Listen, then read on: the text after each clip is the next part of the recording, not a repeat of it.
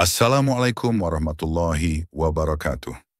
Di sebuah kota besar, 22 preman ditangkap dalam operasi gabungan besar-besaran. Tapi tunggu dulu, setelah mereka ditangkap, kenapa pungli malah makin rapi dan berseragam? Siapa sebenarnya preman sesungguhnya? Semoga yang nonton video ini diberikan rezeki yang luas, halal dan berkah. Amin. Kalau setuju, tuliskan di kolom komentar. Amin ya Robbal Alamin. Jangan lupa untuk like video ini dan subscribe channel kami, biar kamu nggak ketinggalan cerita-cerita menarik dan membuka mata lainnya. Yuk kita langsung masuk ke ceritanya. Matahari baru saja naik di atas langit Bandung, tapi panasnya sudah seperti dendam yang tak terselesaikan. Asap dari warung kopi bercampur dengan asap knalpot dan rokok murahan. Jalanan di patio Kurpagi itu seperti panggung besar bagi pertunjukan absurd. Orang-orang lalu lalang sambil menghindari tatapan para preman yang duduk malas di kursi plastik reot. Di salah satu sudut, di bawah spanduk pemilihan umum yang sudah pudar, Samsul, lebih dikenal sebagai Bang Sul, duduk santai. Kaos hitam ketat, rantai leher dari baja ringan, dan tatapan mata yang tak pernah benar-benar tenang. Bang, itu tukang parkir liar yang baru datang. Katanya ngaku-ngaku anak lo, bisik Tole, anak baru yang masih suka pakai celana jeans sobek-sobek. Bang Sul menoleh pelan. Bilangin, ini wilayahnya Bang Sul. Mau parkir boleh, asal setor. Kalau enggak suruh cari kerja halal. Tole terkekeh. Kerja halal di mana bang? Yang halal kalah sama yang punya seragam sekarang. Bang Sul mengembuskan asap rokoknya. Justru itu, makanya kita tetap bertahan. Kita ini preman, tapi jujur, gak munafik, gak pakai seragam tapi pungut uang rakyat. Tole mengangguk, walau mungkin tak sepenuhnya mengerti. Buatnya, Bang Sul adalah guru dan perlindungan, bahkan kadang ayah pengganti. Ia tak tahu, di balik wajah keras itu, Bang Sul menyimpan dilema. Di gedung sate, pendingin ruangan berdengung seperti doa dari mesin mati. Sang gubernur mengenakan batik sutra berwarna emas, berdiri dengan penuh gaya di depan kamera. Bandung adalah kota budaya, kota inovasi. Tapi hari ini, Bandung juga harus jadi kota bersih. Bersih dari premanisme, dari ketakutan, dari pungutan liar. Para wartawan mencatat dengan patuh.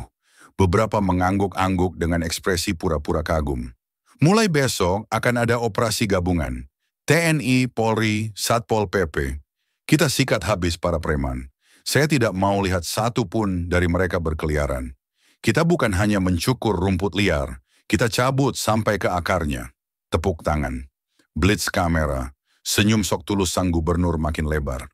Tapi tak jauh dari situ, di dalam sebuah ruangan berpendingin yang sama, Letkol Haris, perwira TNI berusia 45 tahun dengan wajah keras dan kumis rapi, duduk menyimak dengan mata sempit. Operasi besar ya, gumamnya kepada Bribda Ratna, seorang polisi muda berpakaian preman yang duduk di sebelahnya. Ratna, dengan wajah tegas dan sorot mata penuh bara, menjawab pelan, "Sudah waktunya Pak, mereka udah lama bikin rakyat menderita." Letkol Haris mengangguk, meski ada keraguan kecil di ujung matanya. Ia tahu, operasi seperti ini bukan sekadar soal keamanan. Di balik teriakan pembersihan, selalu ada panggung politik yang ingin disorot kamera. Malam itu, kabar operasi menyebar seperti bau duren di ruang sempit. Bang Sul duduk di kursi kayu reot di belakang warung kopi, menatap layar ponsel bututnya. Video pidato gubernur diputar berulang. Operasi bersih, ya, gumamnya. Tole datang membawa 2 bungkus nasi kucing dan secangkir kopi hitam. Bang, kita harus siap. Dengar-dengar tentara ikut turun. Ngeri. Bang Sul mengambil nasi itu, mengunyah tanpa suara. Lalu ia berkata pelan, "Ini bukan soal takut atau enggak, Le. Ini soal sadar tempat. Kita cuma bayangan dari sistem yang lebih gelap. Kalau kita hilang, bayangan itu bakal pindah." Tole memandangnya, bingung. "Maksudnya, Bang?" Bang Sul menepuk bahunya. "Besok kamu ngerti, tidur yang nyenyak malam ini. Bisa jadi yang terakhir." Langit Bandung malam itu tetap indah. Bintang bertabur, angin semilir. Tapi di balik keindahan itu, Roda besar kekuasaan mulai bergerak. Roda yang tak peduli siapa yang digilas selama kamera tetap menyala. Dan preman-preman itu yang katanya biadab, kejam, dan jahat mulai bersiap menghadapi ujian terbesar mereka. Ujian yang tak cuma soal kekerasan, tapi juga soal bertahan dari narasi yang dibentuk oleh mereka yang berseragam. Pagi itu tidak seperti biasanya. Jalan-jalan utama kota Bandung lebih sepi dari yang diharapkan. Pedagang kaki lima terlihat menunduk saat ada kendaraan berplat dinas lewat. Aroma ketegangan menyesaki udara, seperti bau bensin yang belum terbakar sempurna. Di posko operasi gabungan, peta kota terpampang besar di dinding, lengkap dengan penanda merah, biru, dan kuning. Letkol Haris berdiri di depan tim gabungan. Suaranya tegas tapi tenang.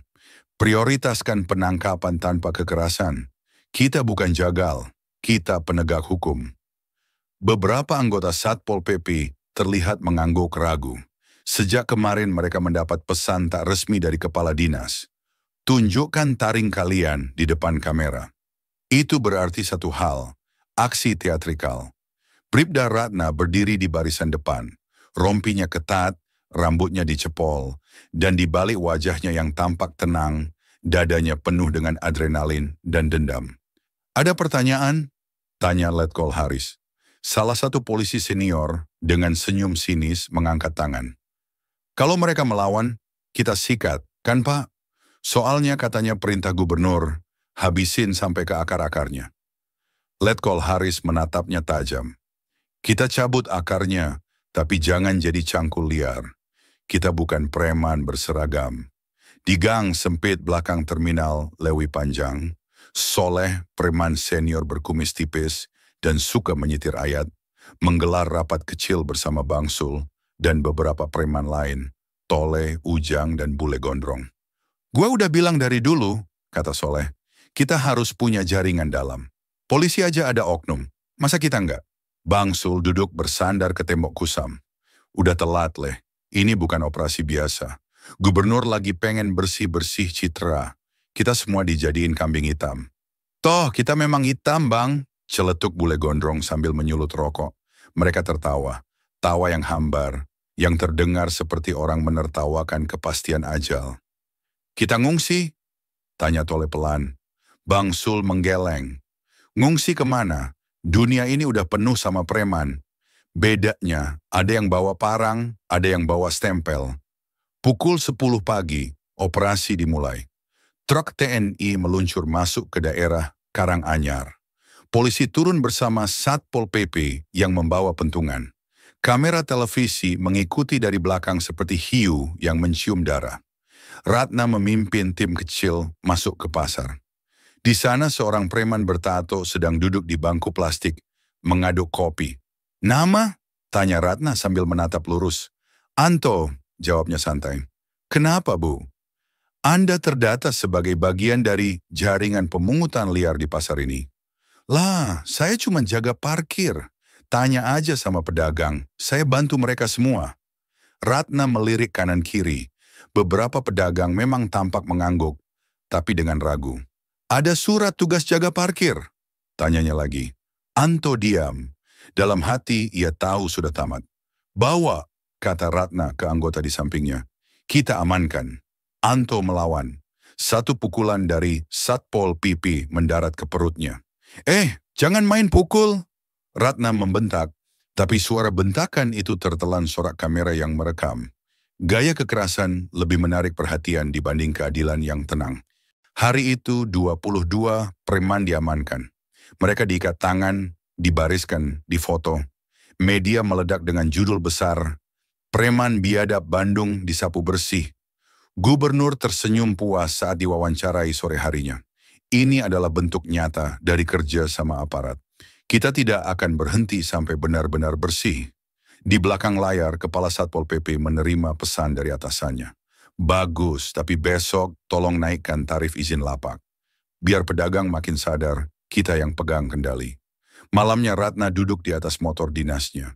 Ia membuka helm dan menghirup udara malam yang sedikit lebih tenang. Bang Sul belum tertangkap, itu mengganggunya. Dari kejauhan, bayangan seseorang muncul dari gang kecil.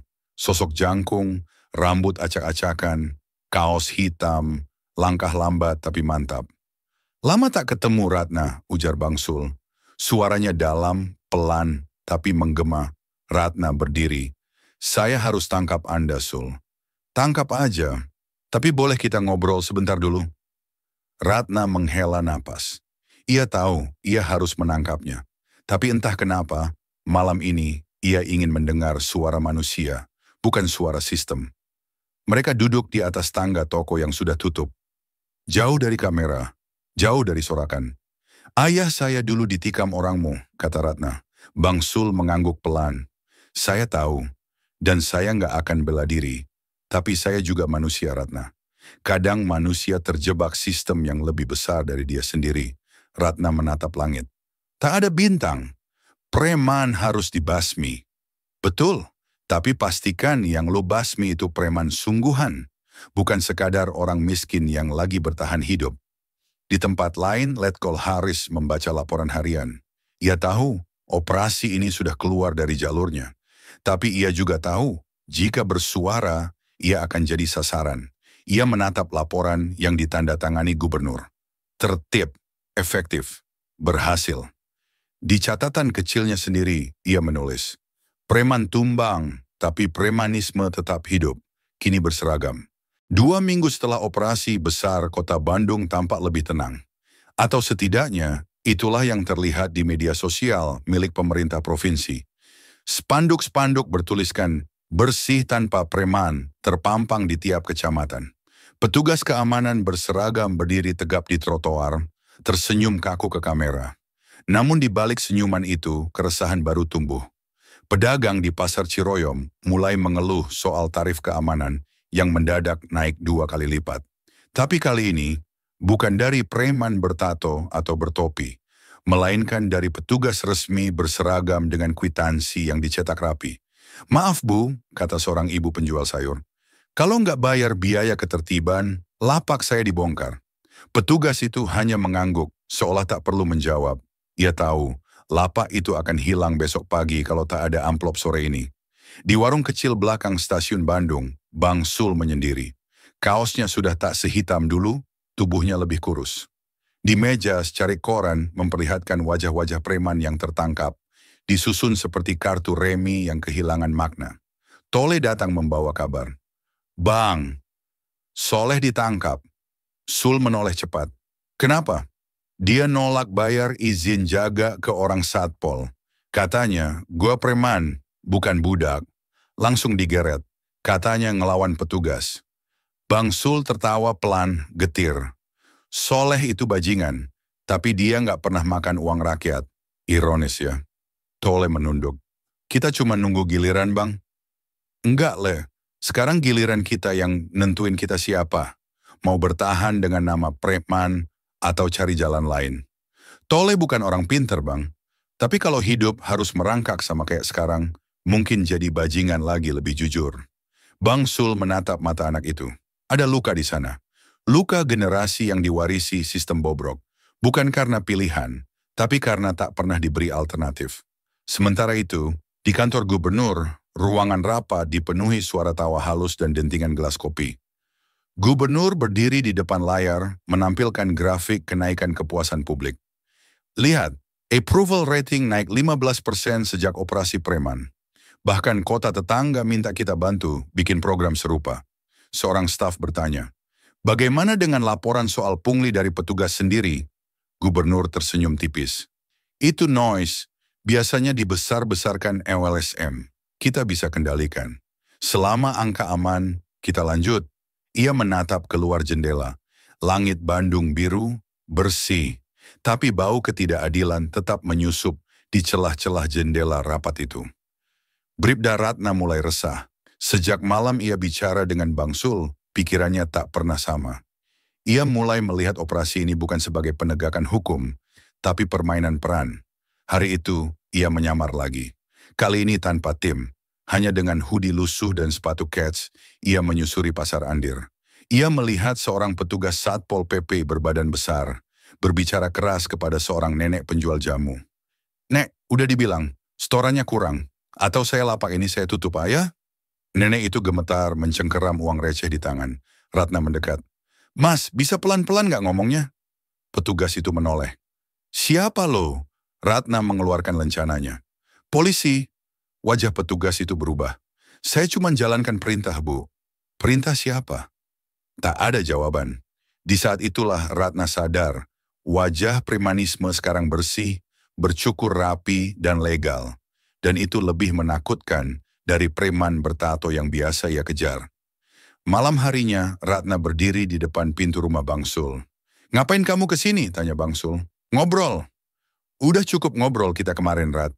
Ratna mengangkat map. Ini daftar laporan pungli dari pedagang kecil. Hampir semua pelakunya bukan preman, tapi petugas. Bang Sul mengangkat alis. Jadi saya butuh kamu. Kamu butuh saya buat apa? Biar kamu bisa tangkap saya pas saya buka mulut? Ratna menatap matanya dalam. Saya butuh saksi yang bisa bilang ke publik, siapa sebenarnya yang preman sekarang? Bang Sul menghela napas lalu duduk. Kamu tahu konsekuensinya? Ratna mengangguk. Saya siap dimutasi, kamu siap ditangkap. Tangkap saya sekarang kalau mau. Tapi kalau kamu mau perang yang benar, saya bantu. Tapi satu syarat. Apa? Jangan sebut saya preman lagi. Karena sekarang, preman itu kamu tahu sendiri siapa. Letkol Haris membaca laporan investigasi kecil yang disusun Ratna. Ia tahu, ini bukan laporan resmi. Tapi isinya meledak. Daftar pungli, video intimidasi, bahkan rekaman pejabat yang menyebut biaya ketertiban sebagai dana operasional. Ia menatap layar, lalu menutup dokumen itu perlahan. Di luar ruangan suara langkah kaki para prajurit bergema. Ia tahu betul, musuh terbesar bukan selalu yang di luar pagar. Kadang justru yang mengatur pagar itu sendiri. Langit Bandung tampak mendung hari itu, seolah ikut menyimpan rahasia yang akan segera pecah. Kota yang biasanya ramai dengan hiruk-pikuk pasar dan suara klakson, kini seperti menahan napas. Di sebuah ruangan sederhana, Ratna, Bang Sul, dan dua mantan preman lainnya, Tole dan Bule Gondrong, berkumpul bersama seorang jurnalis investigatif dari media independen. Nama medianya kecil, tapi tajam. Mereka tidak punya iklan dari pemerintah, dan karena itu berani bicara jujur. Jadi, kalian yakin mau buka semua ini? Tanya jurnalis itu sambil memeriksa rekaman yang diberikan Ratna. Bang Sul bersandar di kursi. Yakin, kalau kami diam, yang salah akan terus bertumbuh, dan yang kaya kami akan terus disalahkan. Tole mengangguk pelan. Gue baru ngerti, ternyata yang bikin kami disebut preman bukan karena kelakuan, tapi karena kami nggak punya kuasa. Jurnalis itu menekan tombol rekod. Baik, kita mulai. 2 hari kemudian, artikel itu tayang. Judulnya mencolok dan tajam, premanisme berseragam, biaya ketertiban, dan politik ketakutan. Artikel itu menyertakan video ancaman petugas berseragam kepada pedagang, rekaman suara kepala Satpol PP yang mengatur jatah pungli, serta wawancara eksklusif dengan mantan preman yang membuka semua praktik bayangan setelah operasi besar. Dalam waktu kurang dari 12 jam, berita itu menyebar luas. Media besar terpaksa meliput. Netizen mulai mempertanyakan slogan-slogan gubernur. Frasa preman legal jadi trending. Di kantor gubernur, kekacauan pecah, rapat darurat digelar, kepala dinas keamanan panik, mencoba menghapus jejak, tapi jari-jari warganet lebih cepat daripada birokrasi. Gubernur Rahmat Purnama duduk di balik mejanya, wajahnya datar. Ia membaca laporan intelijen internal. Letkol Haris dan Bribda Ratna diduga terlibat dalam kebocoran data. Ia menatap jendela, lalu berkata kepada ajudannya, mutasi Haris ke Kalimantan. Ratna, cari alasan profesional. Jangan pakai cara kasar, kita tetap perlu panggung bersih. Letkol Haris menerima surat mutasi dengan kepala tegak. Di dalam ruang kerjanya yang sudah dikemasi, ia duduk bersama Ratna. Ini harga dari bicara jujur, kata Haris sambil menyalakan rokok yang jarang ia sentuh. Saya siap juga, Pak. Kalau harus dimutasi, ya mutasi. Saya cuma nggak mau hidup di kota yang tutup mata. Haris mengangguk. Kita kalah secara jabatan, Rat. Tapi mereka kalah secara nurani. Itu lebih menyakitkan buat mereka. Bang Sul tak lama kemudian menyerahkan diri ke kantor polisi. Ia tahu waktunya di jalanan sudah habis. Tapi sebelum diborgol, ia berbicara di depan kamera wartawan. Saya preman, tapi saya nggak pernah pura-pura bukan. Hari ini saya masuk tahanan dengan kepala tegak, karena saya lebih baik jadi preman yang jujur daripada penguasa yang munafik. Ucapan itu viral. Videonya disebar bukan hanya oleh aktivis, tapi oleh masyarakat yang merasa senasib, yang lelah ditindas oleh wajah-wajah berwibawa yang ternyata menakutkan. Beberapa minggu berlalu, Letkol Haris ditugaskan di pedalaman. Ia tidak lagi memimpin operasi besar, tapi sekarang ia punya waktu untuk mendidik anak-anak muda soal disiplin dan keadilan. Ratna dipindah tugaskan ke unit penyuluhan. Ia kini mengajar di sekolah-sekolah tentang hukum dan moral. Dalam diam ia tahu, suaranya tetap bergema. Tole dan bule gondrong membuka bengkel kecil di pinggiran kota. Di temboknya tertulis, "Bekas preman, sekarang jujur, silakan coba." Dan di sudut penjara, Bang Sul duduk membaca koran. Di halaman tengah, ada berita tentang gubernur yang mencalonkan diri jadi capres. Ia tersenyum miris. Jadi masih percaya preman cuma ada di jalanan? Ia menutup koran, menatap ke dinding putih. Bebas dari jalanan, tapi tidak dari sistem. Namun kali ini, ia bukan lagi bagian dari bayangan. Ia sudah jadi suara. Dan suara tak bisa dipenjara. Pesannya adalah premanisme bukan hanya soal siapa yang membawa senjata atau memalak uang, tapi soal siapa yang menyalahgunakan kekuasaan, berdalih hukum, dan menindas dengan legalitas. Yang benar tidak selalu berseragam, dan yang salah tak selalu bertato. Terima kasih sudah menyimak sampai akhir. Dari kisah ini, kita belajar bahwa kadang yang tampak jahat belum tentu yang paling kejam, dan yang terlihat bersih belum tentu suci. Tapi yang pasti, kebenaran akan selalu menemukan jalannya. Kalau kalian suka dengan cerita ini, jangan lupa untuk like, komen, subscribe, dan aktifkan lonceng notifikasinya supaya nggak ketinggalan kisah-kisah menarik lainnya. Disclaimer juga ya teman-teman, cerita ini murni fiksi. Tokoh, tempat, dan kejadian di dalamnya hanyalah hasil imajinasi dan tidak dimaksudkan untuk menggambarkan individu atau institusi manapun secara nyata. Sampai jumpa di video berikutnya. Wassalamualaikum warahmatullahi wabarakatuh.